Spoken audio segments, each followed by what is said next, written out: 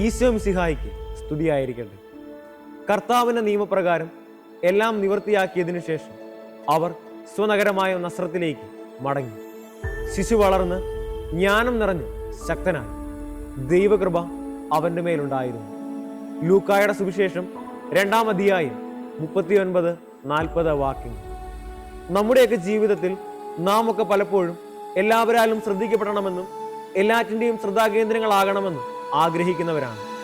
എന്നാൽ ഈ ലോകത്തിന്റെ രക്ഷകനായി പറഞ്ഞ ഉണ്ണീശോ ആരാലും ശ്രദ്ധിക്കപ്പെടാതെ സ്വനഗരമായ നസ്രത്തിലേക്ക് പിൻവാങ്ങുകയാണ് ഉണ്ടായത്. ഇത് നമുക്ക് നൽകുന്നത് വലിയൊരു സന്ദേശമാണ്.